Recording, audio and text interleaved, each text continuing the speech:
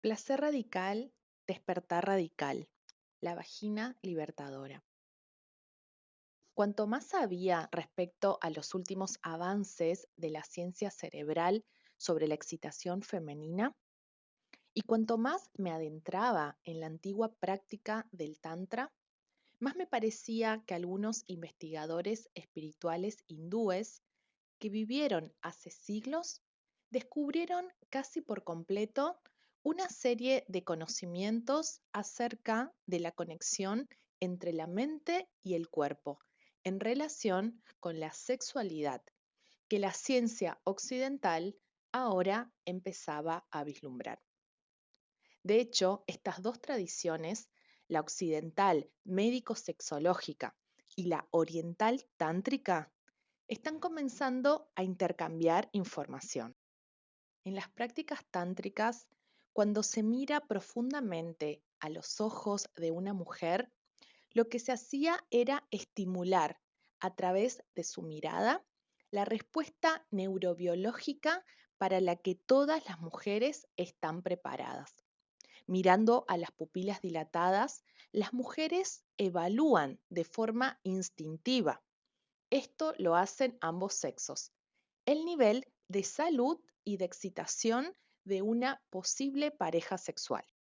Cuando decían, bienvenida diosa, calmaba a la mujer, la tranquilizaba en el nivel de su sistema nervioso autónomo, transmitiéndole que sexualmente no corría ningún peligro, que era respetada y valorada, y que para la posible pareja era un ser encantador.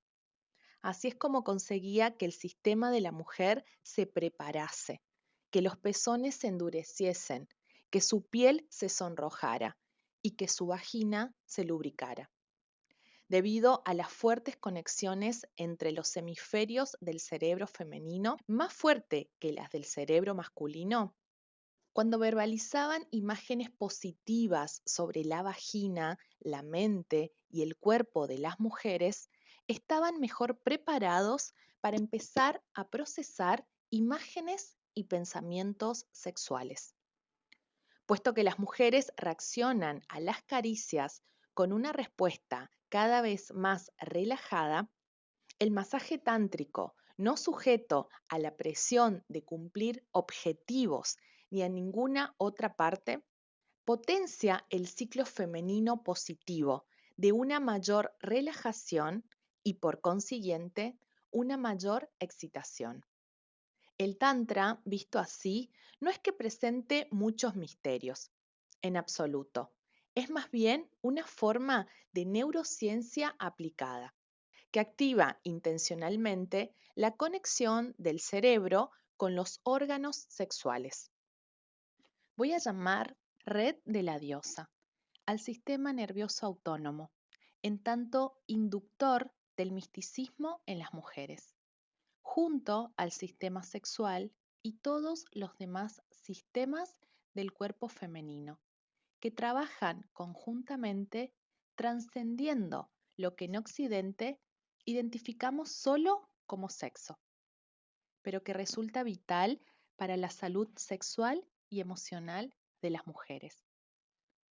Voy a llamar joyas de la diosa a lo que los hombres tienen que hacer a las mujeres para que la red de la diosa se ponga en marcha. Lo que la educadora sexual Liz Top llamaba eso que las mujeres necesitan que los hombres no necesitan, para lo que no disponemos de nombre, algo que no deja de ser revelador. Personalmente tiendo a identificar como parte de las joyas de la diosa ese gesto, ese acto o esa caricia confirmados por la intersección tanto de las prácticas tántricas básicas como de las investigaciones científicas recientes o ya establecidas. Aunque desde luego existen numerosas adiciones y variaciones de esta breve síntesis de las joyas de la diosa. Según los datos que nos ofrecen ambas tradiciones, la oriental y la occidental, todos los hombres y todas las mujeres están capacitados para dar el tipo de atención que requieren las joyas de la diosa en todas las zonas del cuerpo femenino, a las que, y sería lo ideal, se debería llegar y acariciar, para que las mujeres alcancen un alto estado de éxtasis físico y de liberación emocional. La paciencia y la compasión de los hombres en particular, al atender a la respuesta sexual de las mujeres, son mucho más importantes que cualquier otro recurso más superficial de carácter físico. Pero antes de centrarme en las joyas de la diosa, muchas veces se fomenta entre las mujeres que vean el debate público sobre su sexualidad como el establecimiento de un nuevo objetivo o como algo prescripto o normativo. Nada más lejos de mi intención. No dejaré de insistir en ello. Cada mujer es diferente. Quiero dejar bien claro que lo que yo ofrezco es solo una información basada en lo que funciona en la práctica tántrica y en concreto en lo que funciona dentro de dicha práctica, que resulta que tiene una base confirmada por los últimos avances científicos. Puede que a algunas mujeres les guste y siempre todos los aspectos de las joyas de la diosa. A algunas les apetecerá solo una pequeña parte de lo que sigue. A otras le apetecerá casi todo. También puede ser que una misma mujer desee cosas diferentes dependiendo del momento. E incluso por razones neurobiológicas, su gusto puede variar en diferentes momentos del mes. Habrá mujeres que no responderán a los gestos y comportamientos de los que hablaré. Y habrá otras a quienes les gustará la mayoría de las veces, pero que de vez en cuando preferirá una relación sexual rápida y anónima en la oscuridad de un callejón. Estos gestos y comportamientos son puntos donde explorar, y mi debate acerca de ellos tiene por objetivo aportar luz a la conexión entre la mente y el cuerpo en la respuesta sexual femenina. En primer lugar, valórala y ayúdala. La doctora Helen Fisher señaló en la Anatomía del Amor que la necesidad evolutiva de la mujer de contar con una pareja que le ayude durante los vulnerables primeros 2 años de la vida del bebé predispone a las mujeres a valorar en los hombres un comportamiento afectuoso y comprometido con ellas. Yo lo llamo comportamiento inversor. Y es diferente, como indica la propia doctora Fisher, a la antigua creencia de los biólogos evolucionistas que insistían en que las mujeres jóvenes fértiles responderán sexualmente a los hombres mayores que tengan dinero y poder. Ante la convincente teoría de la doctora Fisher acerca de que las mujeres se benefician, en términos evolutivos, de responder sexualmente a los hombres que les demuestran que van a ser una pareja eficaz durante los años más vulnerables del bebé y que les demuestran que van a proteger de peligros a la madre y al bebé, me pregunté, tratándose de algo evolutivamente tan valioso para las mujeres, para sus cuerpos y de hecho para sus vaginas, si era posible que las mujeres se diesen cuenta o percibiesen dichas acciones en parejas potenciales antes de que su mente hubiera prestado atención a ello.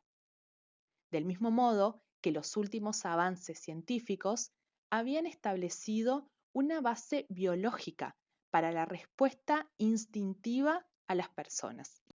Tanto el Tantra como la ciencia contemporánea confirman que en la vagina hay un pulso.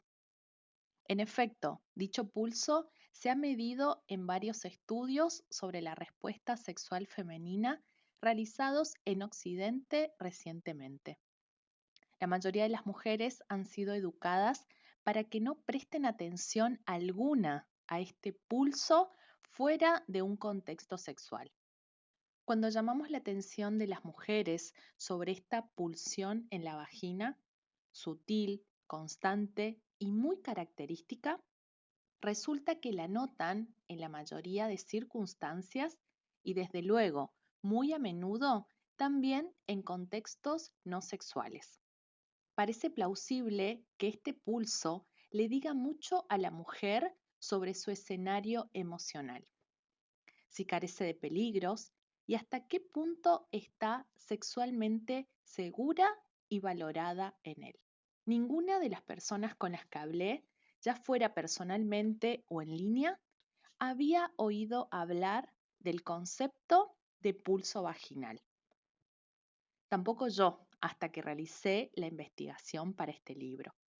Sin embargo, en la actualidad, los investigadores de la respuesta sexual femenina miden este pulso en unidades estandarizadas, concretamente en una unidad llamada APV, amplitud de pulso vaginal, que a su vez se mide mediante un fotómetro vaginal, un dispositivo que envía una señal luminosa para rastrear el flujo de sangre vaginal.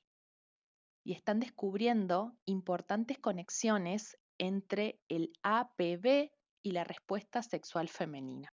Pero una vez que tuvieron información sobre este concepto y después de haberles hablado sobre la conexión entre el cerebro y la vagina, ninguna de las mujeres con las que hablé tuvo ningún tipo de problemas para identificar su propio pulso vaginal y responder a mis preguntas. Pedí a las mujeres que participaban en mi encuesta en línea que indicasen las ocasiones en que su pulso vaginal golpeara o latiera de un modo notable en un contexto no sexual. ¿Qué pasaba? Algunas mujeres, como las de las encuestas, confirmaron que el golpe o latido más fuerte de lo habitual del pulso vaginal se produjo como consecuencia de un gesto amable de la pareja o esposo, o que demostraba una capacidad protectora efectiva, o que mostraba comportamiento inversor. En esta encuesta informal no tuve la suerte de recibir respuestas de mujeres que se identificasen como lesbianas o bisexuales.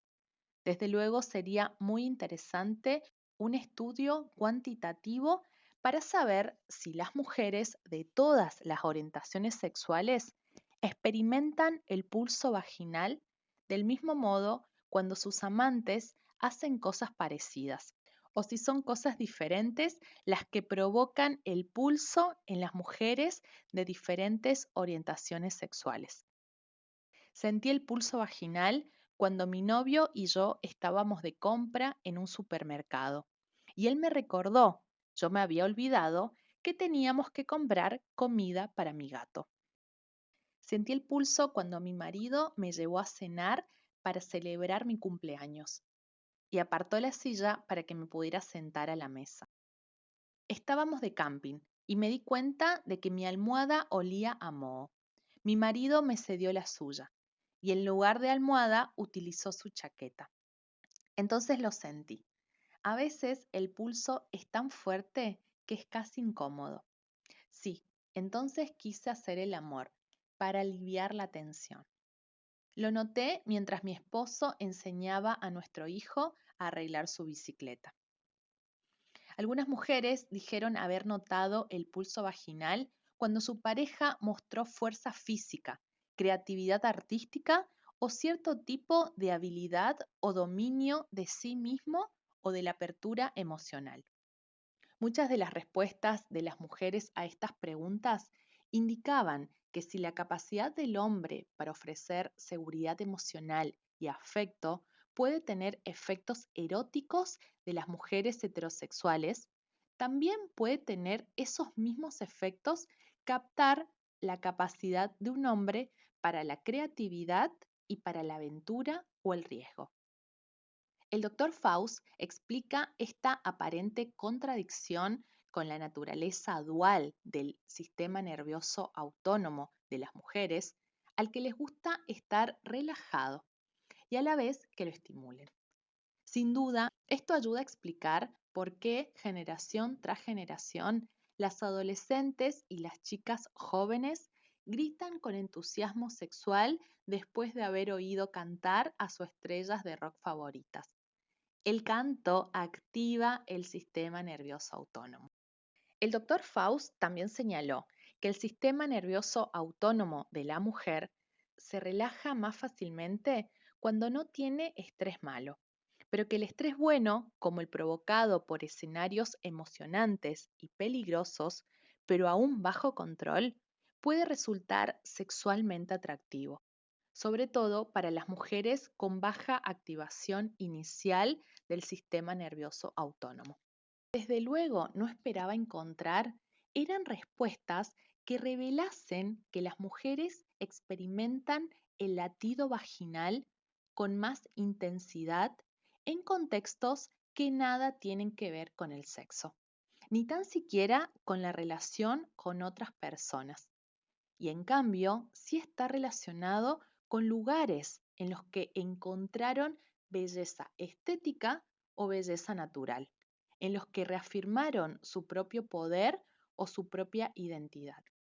Eso sugeriría que la relación de la mujer con su propia mente y con su propio cuerpo es erótica de entrada, que su entusiasmo existencial por estar viva y ser sensible al mundo que la rodea es erótico de entrada y que ese erotismo es anterior a cualquier despertar erótico provocado por otra persona. El pulso vaginal se dejaba notar todavía con más fuerza en contextos de competitividad, de victoria o de afirmación del ego. Sentí el pulso cuando descubrieron a un compañero de trabajo que había hecho algo inmoral. Yo lo sabía, pero nadie me hubiera creído.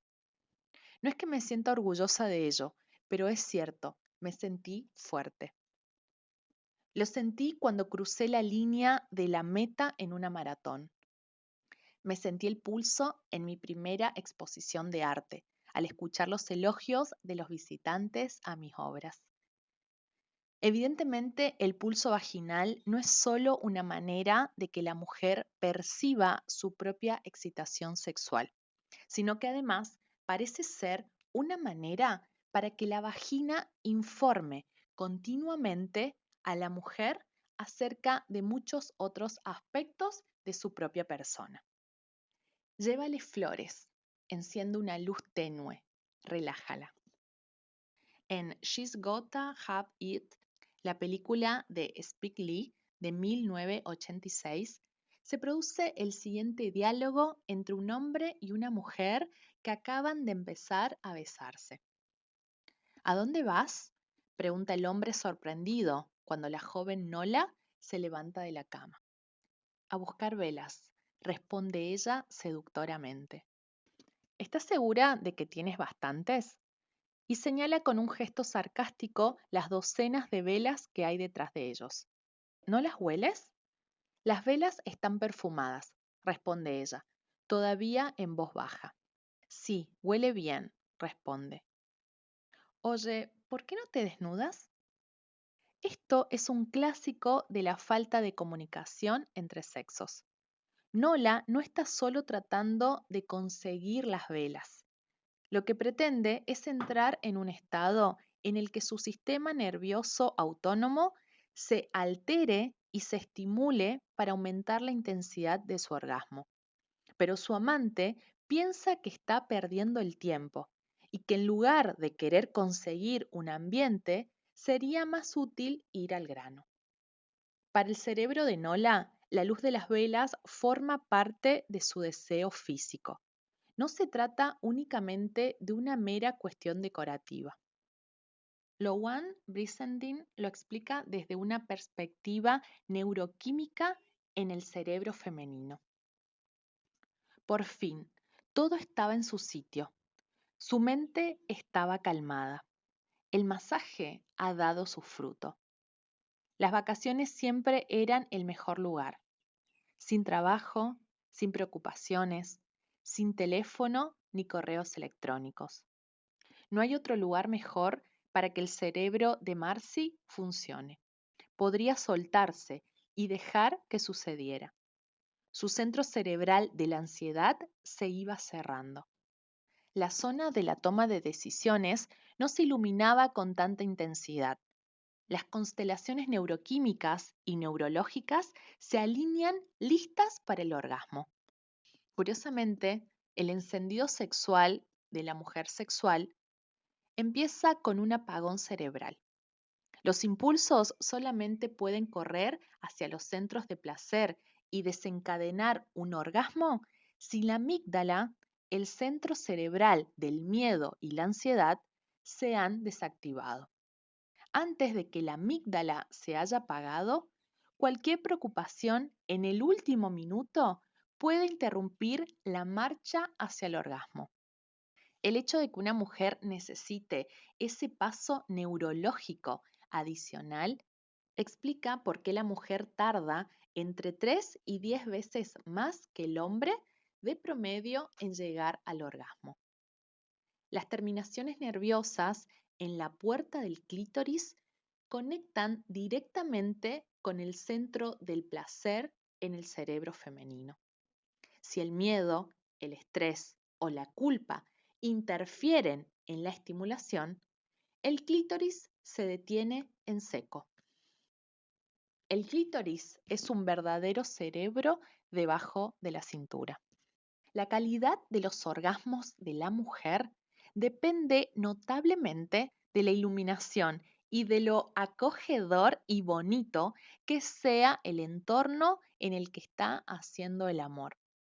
En los textos tántricos siempre se aconseja a las parejas que realicen el acto sexual en un entorno bello y ordenado. Se recomienda poner una flor de loto o de otro tipo en agua cerca de la cama y quemar incienso delante de un altar decorado con elegancia y lleno de cuadros o estatuas bellas. Las antiguas diosas de la sexualidad y la fertilidad femenina, desde Inanna hasta Astarte y Afrodita, se asociaban no solo al sexo, sino también a las flores, a las artes decorativas, a los adornos y a la belleza estética. Aunque este tipo de preparativos estéticos pueden parecer exagerados y engorrosos para un lector occidental, y a pesar de que desde luego es imposible dedicar 1 hora y media a ello todos los días, nunca deberían menospreciarse y considerarse triviales. Este consejo tántrico tiene una base neurocientífica.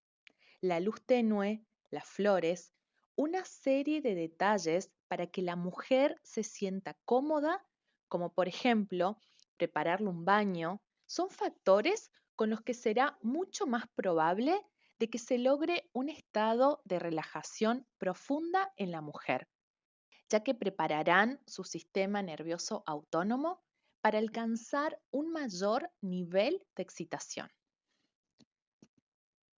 Este conjunto de preparativos también suelen ser eróticos para las mujeres, incluso cuando participan en ellos solas.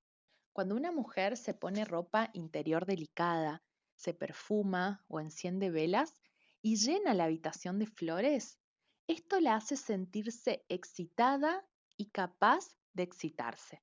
Esta preparación transicional modifica las respuestas corporales de la mujer y la relajación hace posible el juego en su imaginación. En esta época de porno duro que vivimos, ¿será esta asociación tántrica, sumeria, fenicia, cretense, griega, etcétera, de la sexualidad femenina con flores y adornos, una chorrada estilo Ganges combinada con un poco de norte de California? ¿O en realidad hay algo más profundo en la neurobiología femenina que estos personajes de la antigüedad comprenden con toda claridad? ¿Por qué cuando los hombres cortejan regalan flores, especialmente flores con exuberantes pétalos, flores vulvares como rosas rojas? ¿Y por qué las mujeres heterosexuales de cualquier grupo control coinciden instintivamente en que no les gustan los tipos que regalan crisantemos o claveles? Porque es un detalle importante desde una perspectiva erótica que las flores hayan sido cuidadosamente encargadas y preparadas con antelación, y no compradas a toda prisa en la tienda de la esquina y lleven todavía el envoltorio de plástico. ¿Por qué tantas mujeres que llevan muchos años de casadas dan tanta importancia a que su marido ya no les regale flores? Y desde luego, que se le olvide mandarle un ramo de San Valentín. ¿Por qué las mujeres son tan sensibles a estos detalles? ¿Por qué les conceden tanta importancia? Quizás hay algo en todo ello, que a menudo se olvida o se pasa por alto, que las mujeres necesitan para proteger y mantener una buena respuesta sexual con su pareja. La respuesta es sí.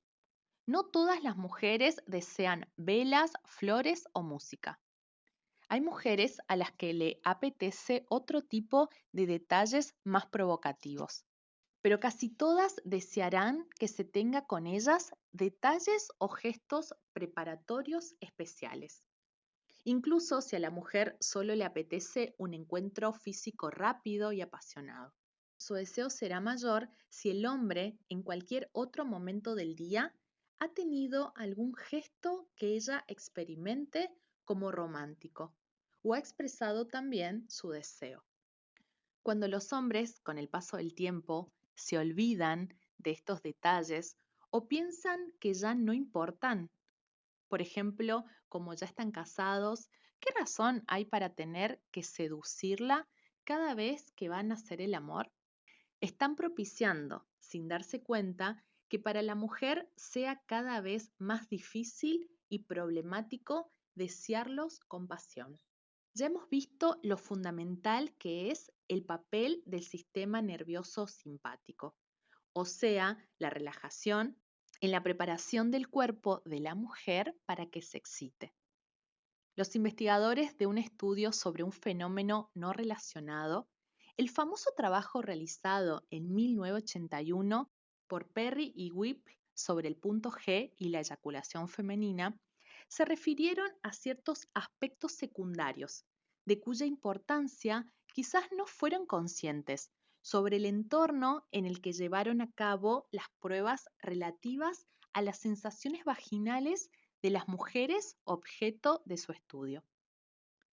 Los investigadores descubrieron que había diferencia entre los orgasmos uterinos y vulvares, clitorianos. Midieron las respuestas de las mujeres mientras se le tocaba el punto G. Midieron sus contracciones uterinas durante el orgasmo y registraron si eyaculaban o no, es decir, si su uretra segregaba un líquido claro. Los investigadores siguen debatiendo si la eyaculación femenina ha sido probada y no saben a ciencia cierta en qué consiste el líquido uretral. Perry y Whipple advierten a otros científicos que tengan en cuenta el papel que probablemente tuvo el entorno ambiental en los resultados orgásmicos que midieron. En otras palabras, lo que en principio pretendían era estudiar las sensaciones en el punto G en comparación con otros tipos de sensaciones vaginales y clitorianas. Pero por el camino descubrieron que la comodidad y la iluminación del lugar influían en la intensidad de los orgasmos que estaban midiendo e incluso influían en si las mujeres estudiadas eyaculaban o no. En un caso, los investigadores hicieron las pruebas a una de las mujeres en la consulta del doctor. Se trataba de un entorno pulcro y luminoso, pero que muchas personas asocian al dolor y a la enfermedad. La mujer, decepcionada por su mala actuación, pidió que se repitiera la prueba. Por suerte para nosotros, escribieron los autores, la consulta del doctor, la que había sido utilizada anteriormente para realizar la prueba, no estaba disponible para la repetición de la prueba. y esta se llevó a cabo en la propia sala de estar de la mujer y en presencia de su pareja sexual. En este nuevo contexto, la medición miográfica vaginal fue de 26 microvoltios, en comparación con los 11,8 medidos en la consulta médica. Y la medición miográfica uterina fue de 36 microvoltios, en comparación con los 6,88 de los días antes. Los nuevos resultados obtenidos supusieron un gran alivio para la mujer, que creyó que reflejaban mejor su propia opinión sobre su estado de salud sexual. Entonces, otro grupo confirmó aquellos resultados, tan espectacularmente distintos, obtenidos por la mujer en un entorno más acogedor. Debido a un fallo en la programación, un grupo de mujeres tampoco pudo realizar su segunda prueba en el mismo lugar donde habían realizado la primera. Esta segunda prueba también se hizo en un consultorio médico, como la primera. Pero la diferencia era que este nuevo consultorio se utilizaba para biofeedback. El biofeedback requiere una respuesta de relajación en el sujeto si se quiere obtener buenos resultados. Por lo que este segundo consultorio estaba iluminado con una luz tenue, tenía muebles y la decoración era atractiva. En un entorno estético más agradable y con la iluminación suave, las mediciones de la intensidad del orgasmo de las mismas mujeres dieron un salto. El mismo grupo de mujeres llegó a eyacular con más frecuencia en el segundo lugar, más agradable y relajado que el primero. Lo que nos dicen los investigadores en su preciso y riguroso lenguaje científico es que un entorno físico más seductor hizo que las mujeres que eyacularon tuvieran casi el doble de microvoltios en las mediciones de sus contracciones vaginales y casi 4 veces más en sus contracciones uterinas durante el orgasmo que las mujeres a las que se había hecho la prueba en el entorno con una iluminación intensa y con aspecto clínico. Whipple ha encontrado una conexión todavía más novedosa entre las diferentes formas en que las mujeres experimentan diferentes tipos de orgasmos, vaginales, clitorianos y del punto G, y las distintas partes del cerebro femenino.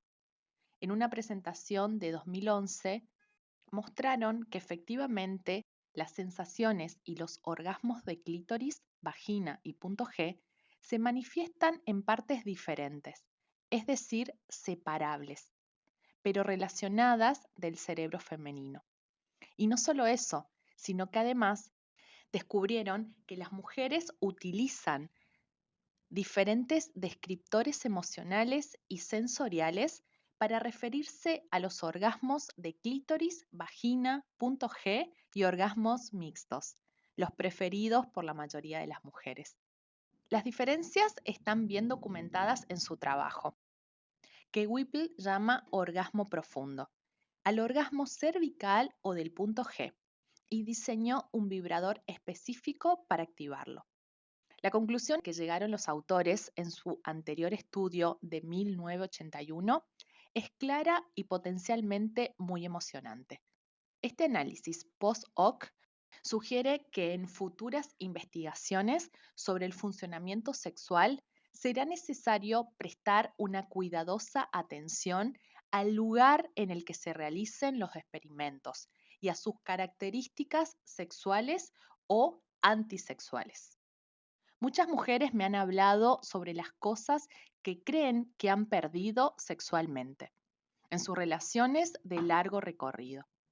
Observo que muchas mujeres hablan con mucha tristeza de tener que ser ellas las encargadas de reservar mesa para la noche que van a salir. Este resentimiento es mayor cuando las mujeres recuerdan el periodo de noviazgo, cuando no tenían que hacer estas cosas. Por lo que me cuentan, parece que tener que ser la que se encargue de estas tareas y lo describen como tareas tenga que ver con una sexualidad en línea plana, su resentimiento parece estar conectado a una cierta sensación de que si hacen la reserva para la noche que van a salir, esa noche no les va a resultar excitante, sino que la vivirán desde un punto de vista romántico maquinablemente. Al ver que tienen que hacer todo el trabajo romántico, se enfadan porque se dan cuenta perfectamente de que sus maridos han abdicado de su papel y ya no atienden a las tareas mínimas necesarias para que el deseo de sus mujeres por ellos se reavive continuamente. Están enfadadas porque saben que ellos después querrán sexo, pero también saben que los hombres no dan ninguna importancia a su excitación. Además, están enfadadas porque probablemente empiezan a ponerse tensas e incómodas, anticipando así un mal sexo, como le sucedía a las ratas hembras sexualmente frustradas del Dr. Faust. La excitación sin una buena liberación de la tensión, o sea, una activación negativa de la dopamina, es, como ya explicó el Dr. Faust, una experiencia físicamente muy negativa para los mamíferos hembra, tanto si están en una jaula de laboratorio como en un dormitorio. Los hombres heterosexuales harían bien en preguntarse, ¿quiero estar casado con una diosa o con una bruja? Por desgracia para las mujeres, no hay, fisiológicamente hablando, un punto intermedio. O bien están muy bien tratadas sexualmente, o como mínimo se tratan bien a sí mismas, o bien corren el riesgo de sentirse físicamente incómodas y emocionalmente irritables. Tal como revelan los estudios del Dr. Faust sobre el estrés sexual de mujeres, los mamíferos hembra no pueden controlar el nivel de estrés provocado por la frustración sexual. Tanto el Tantra como la neurociencia tienen una seria propuesta para hacer a los hombres en esta situación, incluso si creen que sus esposas o novias han perdido el juicio temporalmente. Lleven a casa una rosa, hagan la reserva en el restaurante, ordenen el dormitorio, enciendan unas velas.